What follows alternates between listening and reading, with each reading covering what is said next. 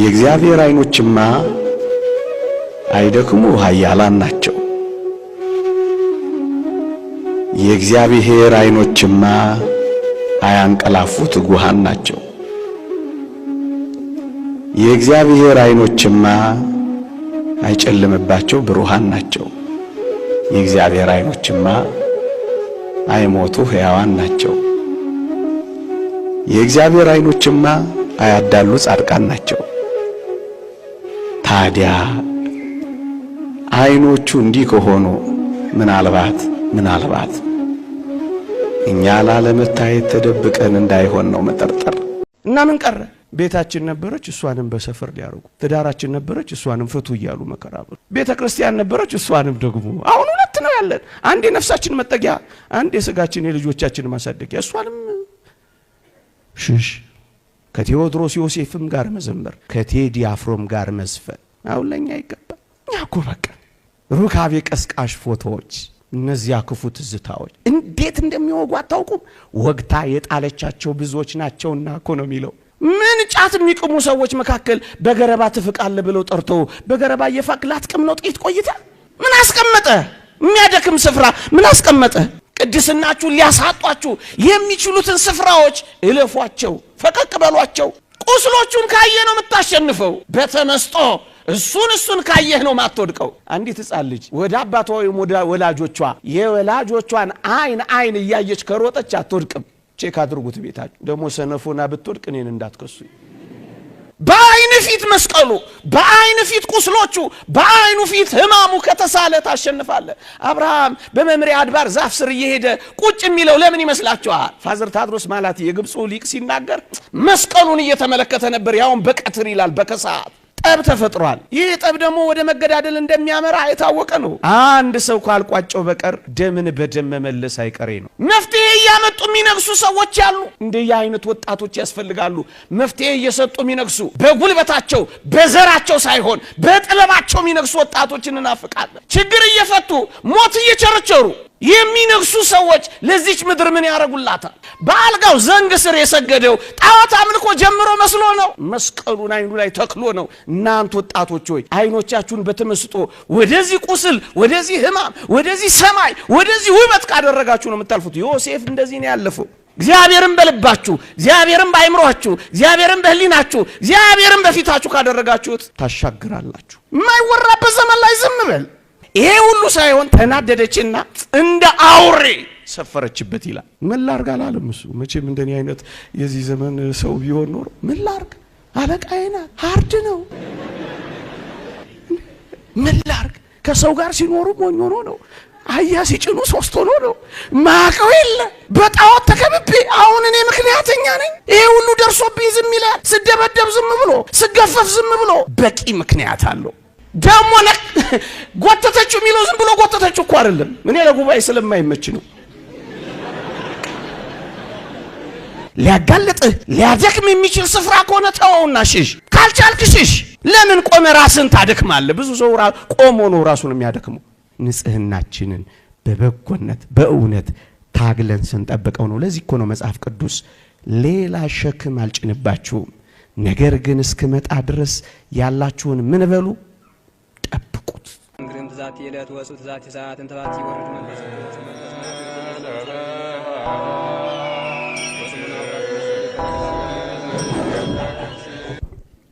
በስመ አብ ወወልድ ወመንፈስ ቅዱስ አሃዱ አምላክ አሜን። ክቡር አባታችን ሊቀ ትጉሃን ቀሲስ ታጋይ የኢትዮጵያ ሃይማኖቶች ጉባኤ ጠቅላይ ጸሐፊ፣ ክቡራን አበው መነኮሳት፣ ክቡራን አበው ካህናት፣ መምህራን ወንጌል፣ ዘማሪያን፣ ይህንን መርሃ ግብር ያዘጋጃችሁ ስመ እግዚአብሔርን እንድንጠራ ዝማሬን እንድናቀርብ እድል ያመቻቻችሁልን የዚህ ጉባኤ አስተባባሪዎች እንደምን ሰነበታችሁ? አሜን። በቸርነቱ የጠበቀን በአጸደ መቅደሱ የሰበሰበን ስሙን እንድንጠራ ቃሉን እንድንሰማ የረዳን የአባቶቻችን አምላክ የእኛም አምላክ ልዑል እግዚአብሔር የተመሰገነ ይሁን። በተሰጠችኝ 10 ደቂቃ ከርዕሰ ጉዳዩ ጋር ወንድሞቻችን ከሚያስተባብሩት ጉዳይ ጋር አንዲት አጠር ያለች መልእክት ብቻ ከመጽሐፍ ቅዱስ አስተላልፌ ወርዳለሁ። እግዚአብሔር ከሁላችን ጋር ይሁን።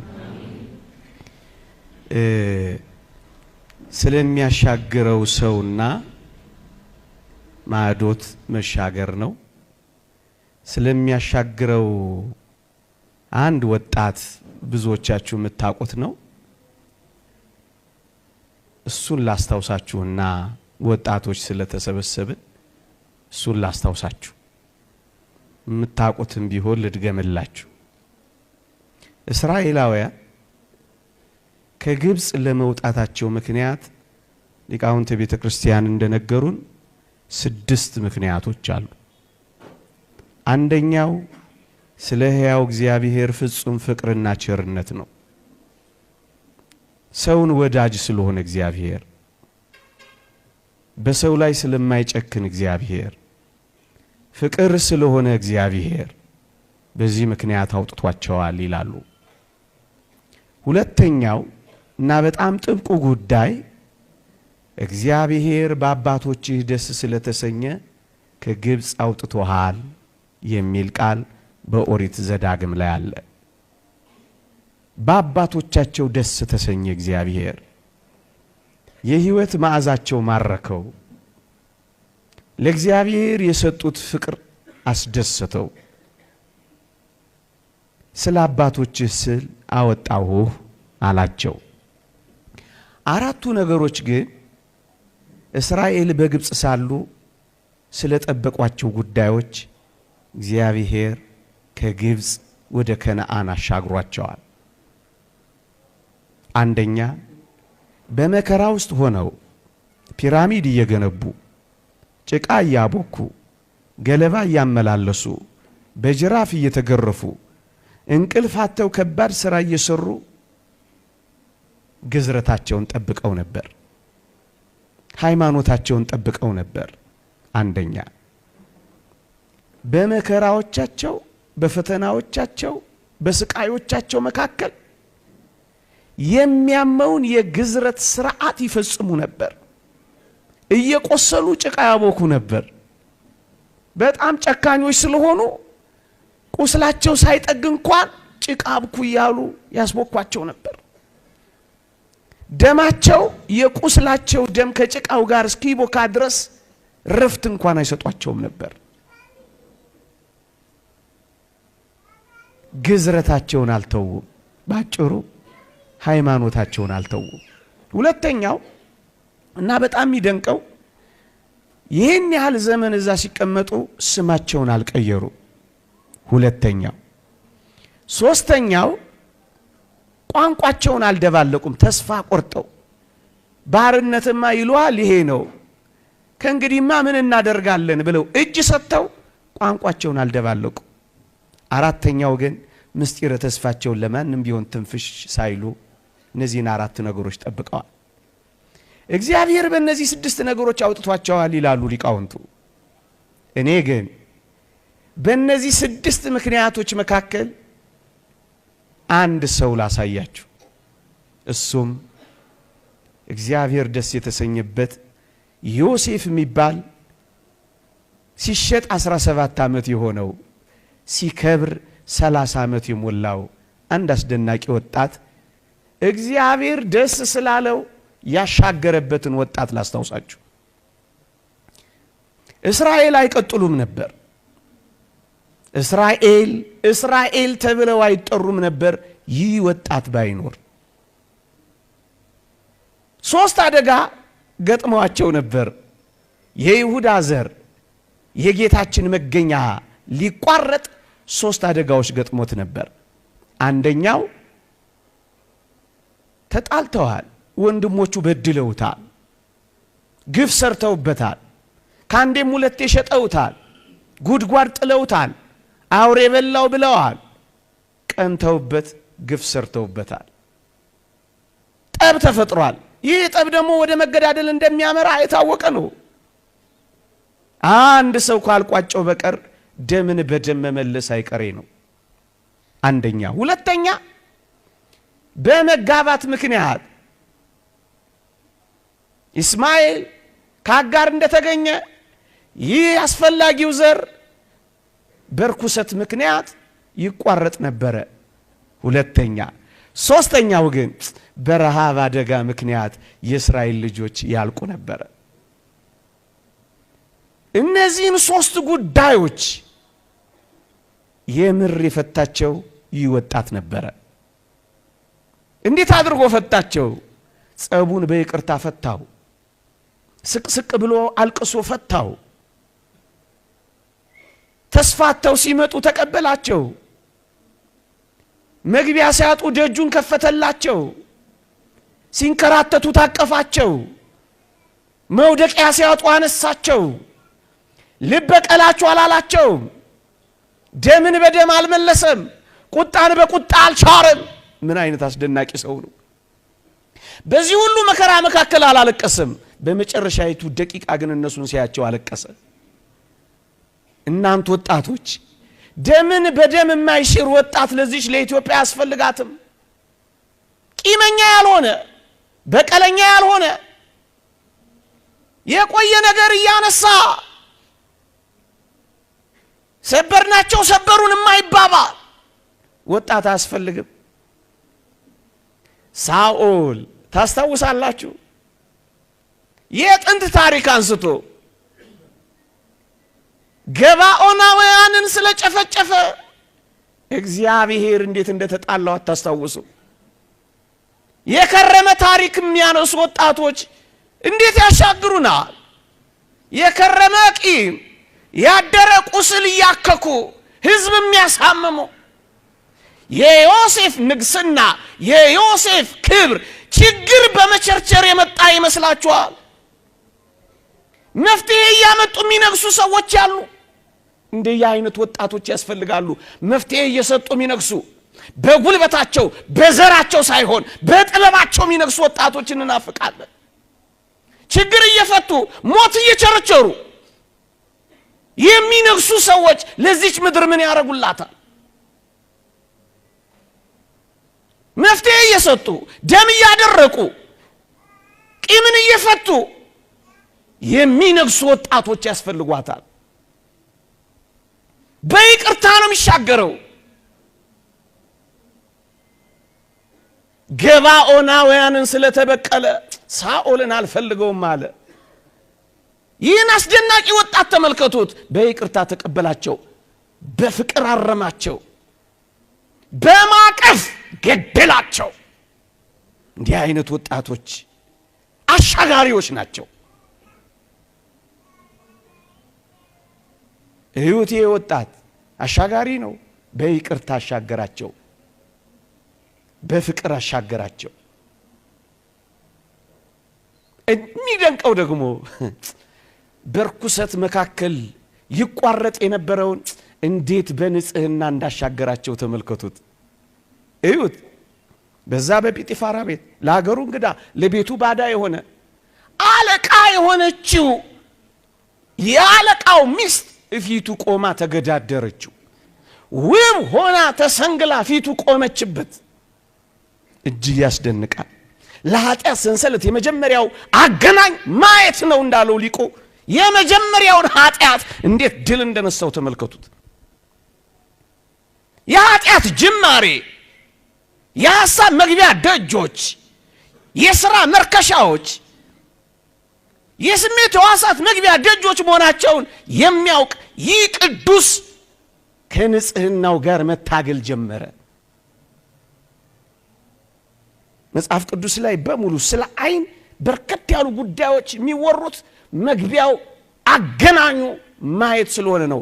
አየኋቸው፣ ተመኘኋቸው፣ ወሰድኳቸው፣ ቀበርኳቸው የሚለውን አካንን አልሰማችሁትም? ለመቀበር የበቃው በማየቱ ምክንያት ተሸንፎ ነው።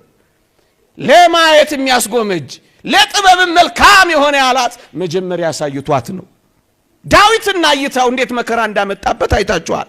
ወጣቶች ሆይ እስከ መጨረሻው ድረስ ሊቆይ በማይችለው በሰው ውበት ላይ በተመስጦ ከመቆየት ይልቅ በእግዚአብሔር ላይ በተመስጦ የሚቆዩ ወጣቶች ምንኛችን ዓለም ድል ነስተው ያልፋሉ።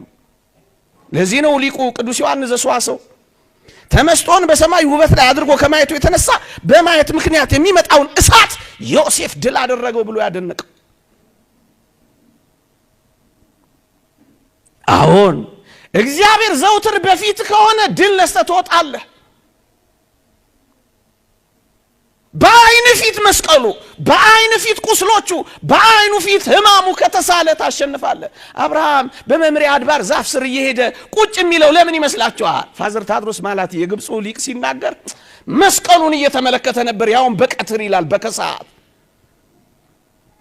ቁስሎቹን ካየህ ነው የምታሸንፈው። በተመስጦ እሱን ካየህ ነው ማትወድቀው። አንዲት ሕፃን ልጅ ወደ አባቷ ወይም ወደ ወላጆቿ የወላጆቿን አይን እያየች ከሮጠች አትወድቅም። ቼክ አድርጉት ቤታችሁ። ደግሞ ሰነፎና ብትወድቅ እኔን እንዳትከሱኝ። አትወድቅም። ወዲያ ስትል ነው የምትወድቀው። አይኖቻችንን መስቀሉ ላይ ቅዱስ ያዕቆብን አታስታውሱም? በአልጋው ዘንግ ስር የሰገደው ጣዖት አምልኮ ጀምሮ መስሎ ነው። መስቀሉን አይኑ ላይ ተክሎ ነው። እናንተ ወጣቶች ሆይ አይኖቻችሁን በተመስጦ ወደዚህ ቁስል፣ ወደዚህ ሕማም፣ ወደዚህ ሰማይ፣ ወደዚህ ውበት ካደረጋችሁ ነው የምታልፉት። ዮሴፍ እንደዚህ ነው ያለፈው። ሊያጋልጧችሁ፣ ሊያደክሟችሁ፣ ቅድስናችሁን ሊያሳጧችሁ የሚችሉትን ስፍራዎች እለፏቸው፣ ፈቀቅ በሏቸው። እነዚህን በማስወገድ ራሳችሁን ጠብቁላቸው። ዮሴፍ በማየት ምክንያት የሚመጣውን ኃጢአት እንዴት ድል እንደነሳው አይታችኋል። ተሰንግላ፣ ተውባ፣ ተሽቀርቅራ፣ ተኩላ እፊቱ ብትቆምም እኔ በእግዚአብሔር ፊት እንዴት ኃጢአት እሰራለሁ ብሎ ነው የጮኸው። እፊቱ የቆመችው እሱ ግን እፊቱ ያቆመው በህሊና ውስጥ የተከለው በልቡ ውስጥ ያስቀመጠው እይታ እግዚአብሔርን ነው። እግዚአብሔርን በልባችሁ፣ እግዚአብሔርን በአይምሮአችሁ፣ እግዚአብሔርን በህሊናችሁ፣ እግዚአብሔርን በፊታችሁ ካደረጋችሁት ታሻግራላችሁ። ቅዱስ እንጦንስ እንደመከረው ማንም ሁን ዘውትር እግዚአብሔርን በፊታችሁ አድርጉት ነው የሚለው። ምንም ስሩ፣ ምን በመጽሐፍ ቅዱስ ላይ እንዳለ ስሩት። የትም ኑሩ፣ የምትኖሩበትን ቦታ በቀላሉ አትልቀቁት። እይታችሁን አስተካክሉት የሚለው ይሄን እኮ ነው። በማየት የመጣው ልታሳየው ሞከረች፣ አላያትም። ዝም ብሎ እኮ እንዴት አባቷ ታምራለች እያል እየዞርን ሁሉ እያየን እንዴት ልናሻገር ነው እናንተ? ያለው ሁሉ እኮ አይታይ። በተለይ ከተማችን ምን ይታያል? እንደ ይቅርታ አርጉልኝ፣ አጋንንትን የሚሰቡ ልብሶች፣ እርቃን የወጡ ነገሮች ምን ይታያሉ? አይታዩም እኮ አያዩም። የተስማ ድምፀ ወትራ ይገጸ አትስማት አትያት የሚለው ለመነኮሳት ብቻ አይጠቀስም በዚህ ዘመን፣ ለኛም ቢጠቀስ ጥሩ ነው። ምን ይታያል? HIV የድሮ ማስታወቂያ በጣም ደስ ይለኛል። ታስተውሱታላችሁ? አይሰማ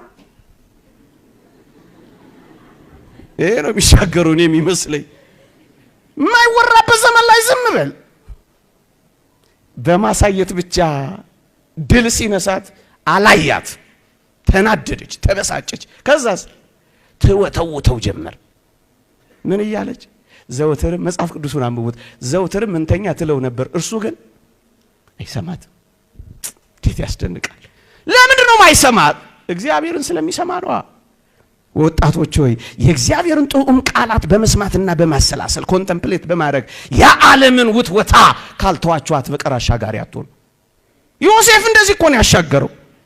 ዘውትርም እንተኛ ትለው ነበር፣ እሱ ግን አይሰማትም። በየዕለቱ መንቻካ፣ አንዱ ሲያልፍ ወደ አንዱ መንቻካ እኮ ነው።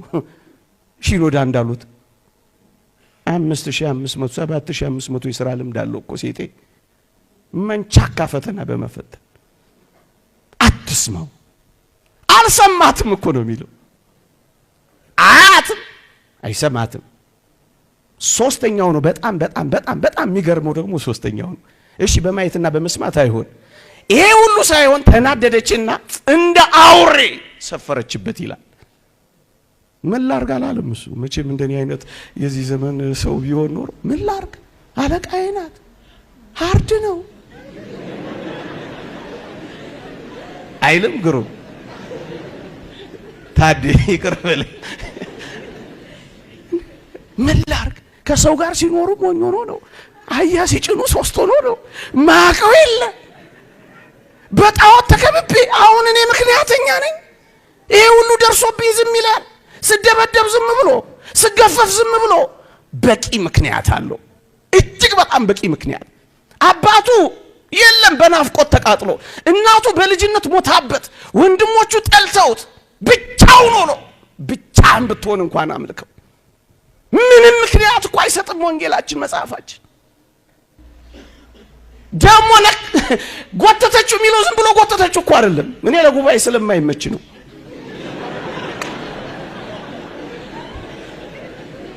ምን ነው በጣም የገባችሁ ይመስላል የከተማ ሰው አይደል እጅግ የሚገርም ነው ስትጎተተው አልተጎተተላትም ምን አደረገ ጥሎላት ሸሸ አትጎተትላት አትጎንተልላት ትተሃት ሽሽ ለዚህ እኮ ነው ከክፉ የጎልማስነት ምኞት ግን ምን በል ሽሽ የመነኮሳት መጽሐፍ አስደናቂ ነው ተዋጋ ደግመህ ተዋጋ ካልሆነ ግን ምን በል ሽሽ እንዴ ምን ጫት የሚቅሙ ሰዎች መካከል በገረባ ትፍቃለ ብለው ጠርቶ በገረባ የፋቅ ላትቅም ነው ጥቂት ቆይታ ምን አስቀመጠ የሚያደክም ስፍራ ምን አስቀመጠ ሊያጋልጥህ ሊያደክም የሚችል ስፍራ ከሆነ ተወውና ሽሽ ካልቻልክ ሽሽ ለምን ቆመ ራስን ታደክማለህ ብዙ ሰው ቆሞ ነው ራሱን የሚያደክመው አታድክሙ ሽሹ አሁን ባላችሁ ጥንካሬ አትመኩ ነገ የሚሆነውን አታውቁም ዛሬ ባለው መንፈሳዊ ጽናታችሁ አትመኩ ሽሹ ቅዱስ ዮሴፍ እዛው ሆኜ ታገለዋለሁ አላለ ሸሸ ሽሽ ሰውነታችሁን ዘውትር አትመኑት ያ መነኩሴ እንዳለው እንዳታምኑት ታሪኩ አሳዛኝ ስለሆነ ነው መዘለው እንዳታምኑት አስቀዳሾች ብትሆኑ እንዳታምኑት ቆራቢ ብትሆኑ እንዳታምኑት ሰውነና እንዳታምኑት ሽሹ ገብታ ልትይዘው ስትል ትዛይላችሁ በዝሙት ልትፈትነው ገብታ ወዲያ ስትል ሽቶ ምናምኑ ስታረግ ብሎ እኮ ነው ጮህ ያው መነኩሴ ጮህ ካልሆነ መጮህ ነው በር ከፍተው ሲመጡ ምን ሆን ካሉት እንደው አውሬ መጥቶብኝ እናስ ስጮህ እናንተ ስትመጡ ጠፋልኝ አላችሁ ቢያንስ ሰው ሰብስባችሁ ጮህ እንጂ እግዚአብሔር አለ ሚለሊና እንኳን ባይኖር ሰው አለ ይሄ ነው እኮ የሚያሻግረው ንጽህናውን ተጋርሎ የሚጠብቀው ነው የሚያሻግረው ሌላ ተጠብቁ የቀመር ፎርሙላ ሱማ ተሞከረ ይሄው የተባበሩት መንግስታት ጠረጴዛ እንኳን ይሄው የተባበሩት በር ላይ እንኳን ምን እንዳላላያችሁ ሰይፋቸውን ማጭር ጦራቸውን ማረሻ ያረጋሉ ነው የሚለው ጠበቅናቸው ሰይፋቸውን ኒኩለር አረጉብን ጦራቸውን ሰርጓጅ መርከብ ሰሩብን ታዲያ ያወጣታ ይሄው እንዴት እንደሆነ እንኳን ተመልከቱት መሬቱን በሰፈር አይደል ከዛስ እሱን እሺ ስንል ታንኩን በመንደር እሱንም እሻል ኳሱን በሰፈር መዝናኛውን መተናነቅ ያረጉብን እሱንም እሻል እና ምን ቀረ ቤታችን ነበረች እሷንም በሰፈር ሊያረጉብን ትዳራችን ነበረች እሷንም ፍቱ ይያሉ መከራበሉ ቤተ ክርስቲያን ነበረች እሷንም ደግሞ አሁን ሁለት ነው ያለን አንድ የነፍሳችን መጠጊያ አንድ የስጋችን የልጆቻችን ማሳደጊያ እሷንም ሽሽ አትስማ አትሽሽ በንጽህና ነው ድል የሚነሳው ትቷት ወጣ ሸሸ እጅግ የሚደንቀውና አራተኛውን ጠቅሼ ነገሬን ልጠቅልለው አሁን ይውላችሁ የሐሳብ መግቢያ ደጆቹን ዘጋ ምክንያቱም ስራ የሚቀደሰው በሐሳብ ነው የሐሳብን በጎ ነገር የሚፈጥረው ደግሞ ማየት መስማት ማሽተት መቅመስ ነው ቤተ ክርስቲያን ውስጥ የምታዩዋቸው ስዕላት በሙሉ እኮ እናንተ ክርስቲያኖች ዝም ብሎ ለጌጥና ለሴሬሞኒ እንዳይመስሏችሁ በማየት በመስማት በማሽተት በመዳሰስ ከመንፈስ ጋር ከመንፈሳዊው ዓለም ጋር እንደነገናኝ እኮ ነው ምን ብሎ አይደለም ሴሬሞኒ አይደለም የሆነ ሾው አይደለም ተሰራው ቤተ ክርስቲያን በእነዚህ ሁሉ ስሜታችን እንዲቀደስ ስሜታችን ሐሳባችን ከተቀደሰ ስራችን እንዲቀደስ ነው የምታደርገው ቤተክርስቲያን። እግዚአብሔር አለ ሸሻት። ይኸውላችሁ ማንም የለም። በዓል ነበረ፣ ለበዓል ሄደዋል። እንዲህ ብላው እኮ ነው የሰበከችው። እናንተኛ አለችው ሸሻት። ምንም ሰው ባይኖርም ማን አለ? ሰው የሌለበት ሩም ሊኖር ይችላል። እግዚአብሔር የሌለበት ግን ሩም አለ። ያባት ሊያድኗት ሄዶ አታስታውሱ? ሊያድናት ሄደ። መነኩሴ ነው እንዴ? ዛሬ ደግሞ ቄሱ መጣ ከኔ ጋር ሊያድር ምናምን አለች።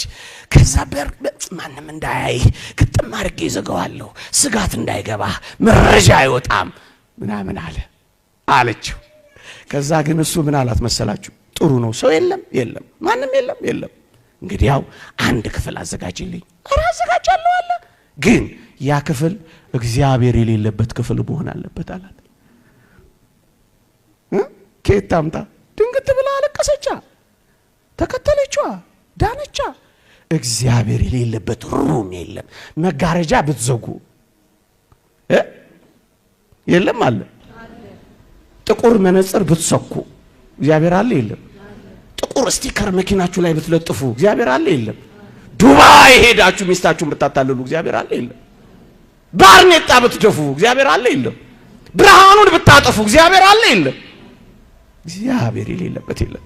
ሸሽቷት ብቻ መለጣት። እጅግ የሚገርመኝ የመጨረሻው ነው። ምን እንደሆነ ታውቃላችሁ? ወህኒ ቤት ጣለችው፣ ከሳው አሳሰረችው። ወህኒ ቤት ሲገባ ማለቃ ሆነ። ቤትም ቦታ የሚለውጠው ሳይሆን ቦታን የሚለውጥ ነው ክርስቲያን። ቦታው ላይ አለቃ ሆነ። አቤት እንዴት ያስደንቃል! ልክ ወህኒ ቤት እንደገባ ምን አድርገን የታሰርከው አሉት። እኔን ከዕብራውያን ሀገር ሰርቀው አምጥተውኛል። ከዚህ ደግሞ በግዞቲያ ነው፣ ምንም አላደረኩም። እንደውም ታድሮስ ማላቲ ምን ይላሉ? ለዕብራውያን የሚገባውን ለባሪያ የሚገባውን ስራ አልሰራም ብዬ ነው የታሰርኩት አለ ይላል። ግን እውነቱ ይሄ ነው። እንደኔ አይነት ሰው ቢሆን ምን ነበር የሚለው? ጠይቃኝ እምቢ ብያት። አቤት ዟሪ ገጽ ያለው ሪፖርት ነው የሚያቀርበው። ወደ 7ኛው ገጽ የዞረ ኢስ ወሬዋን እንኳን አይፈልገው፣ ትዝታዋን እንኳን አይፈልገው። ይኸውላችሁ ከአካሏ ብቻ አትሽሹ፣ ከትዝታዋም ጭምር ሽሹ ነው መልእክቱ። እስራኤል ከግብጽ ቢወጡም በጣም የተቸገሩት፣ ግብጽ ግን ከልባቸው አልወጣችም ነበር።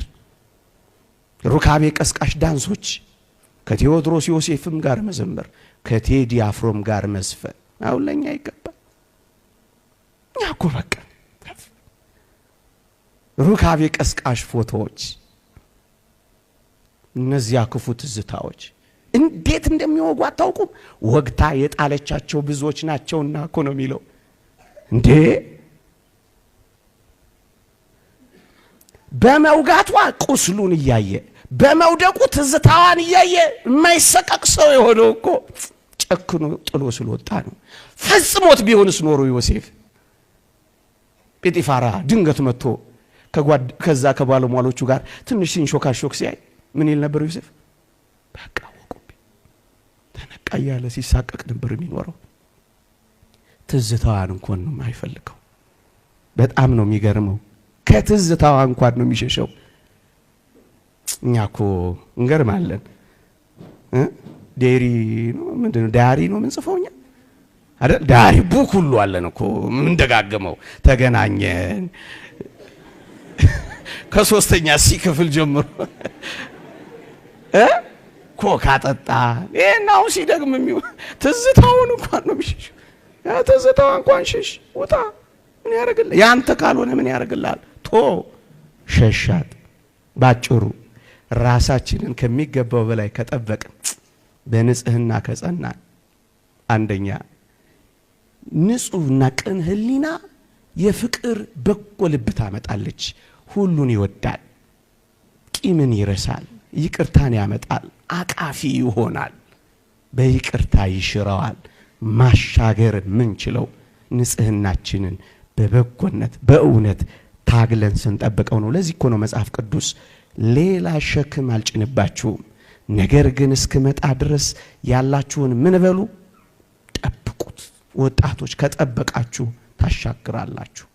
ይህ ሰው ባሪያ የነበረው ጌታ ሆኖ ወጣ። ታዛዥ የነበረው ጲጢፋራ እንኳን ሳይቀር ታዛዡ ሆነ። ያለ ልብስ እርቃኑን የተወረወረው ነጭ ሐር ለብሶ ወጣ። በወህኒ ደቆ የተጣለው በፈርዖን ሰረገላ ላይ ተቀመጠ። ከህልሙ ብዙ የራቀ የመሰለው ወደ ህልሙ በፍጥነት ቀረበ። ከህልማችን ብዙ የራቀ ሊመስልን ይችላል። የባዘናችሁ ስኬት የጠፋ ሊመስላችሁ ይችላል። ወደ ስኬት ተቅረቡ፣ ከስኬት ትርቁ፣ አታውቁም፣ ዝም በሉ። እግዚአብሔር ወደ ስኬታችን እያቀረበ ሊሆን ይችላል፣ እንዲህ ያንገላታ እና ዝም በሉ። ይህ ሰው ከህልሙ ብዙ የራቀ የመሰለው ወደ ህልሙ በፍጥነት ፈርዖን ምን አለው? እኔ ፈርዖን ነኝ፣ በግብፅ ሀገር ሁሉ ያላንተ ማንም እጁንም እግሩንም አንሳ አለው። ማንንም ጨምሮ? የጲጢፋራን ሚስት ጨምሮ። የሚያሻግረው ሰው ይሄ ነው። በድፍረት ምንናገረው ይቆየን። አንዲት ደቂቃ ጸሎት፣ ለማመስገንም ጸሎት፣ የተከለከላችሁትን ለመታደስ ጸሎት፣ የጠፋባችሁ እንድትመለስ ጸሎት፣ ያላችሁ እንድትጠበቅ ጸሎት፣ በመከራ ውስጥ እየኖራችሁ ለማረፍ ከፈለጋችሁ ጸሎት። የአራሽ የተኳሽ ጸሎት ይሏታል። እያረሱ የሚጸልዩት ጸሎት፣ መሳሪያ እየወለወሉ የሚጸልዩት ጸሎት፣ የቋሚ የለጓሚ ጸሎት ይሏታል። ተዋጊያችን ከኔና ከናንተ ጋር አይደለም፣ ብቻችንን ነን። ግን መከራ እንደበላን እናውቃለን፣ እንደተከለከልን እናጉረመርማለን። ለዚህ እኮ ነው መጫወቻ የሆነው ወገኖቼ። ይህንን እንኳን ከልባችን መጸለይ ያቅተናል። ይህን ጸሎት እንኳን 7 ጊዜ እያዛጋን ማለት ይገባን ነበር። ኦርቶዶክሳውያን ምን አይነት ረድኤተ እግዚአብሔር መንፈስ እግዚአብሔር ርቆን ይሆን ይሄን እንኳን መጸለይ ያቃተን? ብዙ የቲቪ ቻናሎቻችን ስለምንቀያየር የሰማይ ኔትወርካችንንና ቻላማችንን ዘግተነው ይሆን? ኦርቶዶክሳውያን እስኪ ወደ ልባችን መለስ። አንድ አቡነ ዘበሰማያት በሰላመ ቅዱስ ገብርኤል ማለት ያቅተናል። ትንሽ ደቂቃ ቴሌቪዥናችንን መዝጋት ያቅተናል። ትንሽ ደቂቃ አፋችንን ዝም ማለት ያቅተናል። ትንሽ ደቂቃ ቤቱን ጸጥ ማሰኘት ይሳነናል። ትንሽ ደቂቃ ወደ ልባችን ተመልሰን ህሊናችንን ወደ ሰማይ መዘርጋት ያቅተናል። ትንሽ ደቂቃ እግዚአብሔር ብዙ እኮ አልፈለገም። አቡነ ዘበሰማያት ብቻ ለሁሉም ሰራተኛ የምትስማማ ጸሎት አቡነ ዘበሰማያት እንኳን